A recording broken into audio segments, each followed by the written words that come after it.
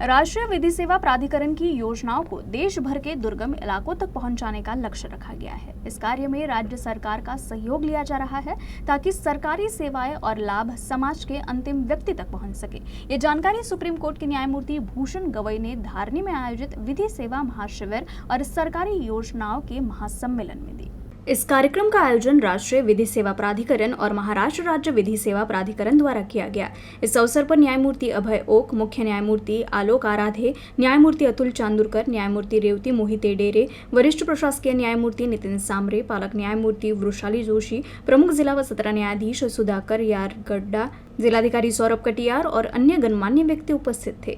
न्यायमूर्ति भूषण गवई ने कहा कि मेलघाट क्षेत्र आदिवासी बहुल और प्राकृतिक रूप से समृद्ध है, लेकिन यहाँ के नागरिकों तक विधिक सहायता और सरकारी योजनाओं का लाभ पहुंचाने के लिए ये शिविर महत्वपूर्ण भूमिका निभाएगा।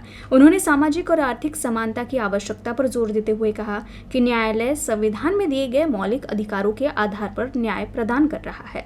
न्यायमूर्ति अभय ओक ने कल्याणकारी राज्य की अवधारणा पर जोर देते हुए कहा कि सरकार को हर नागरिक को स्वास्थ्य, शिक्षा और रोजगार की बुनियादी सुविधाएं उपलब्ध करानी चाहिए, जिससे कुपोषण जैसी समस्याओं का समाधान हो सके। मुख्य न्यायमूर्ति आलोक आराधे ने लोक अदालतों के माध्यम से समझौते द्वारा त्वरित न्याय प्राप्त करने की आवश्यकता बताई। न्यायमूर्ति चांदुरकर ने धारनी में न्याय मेळावा आयोजित करने के महत्व को बताया। तो संविधान का जो फाउंडेशन है, जिसे हम संविधान की प्रस्तावना कहते हैं, उसका बेसिस है सामाजिक, आर्थिक और राजकीय न्याय। और बाबा साहब आंबेडकर ने कहा था कि राजकीय न्याय कुछ काम का नहीं है जब तक राजकीय न्याय के साथ सामाजिक और आर्थिक न्याय भी इस देश में हो सके।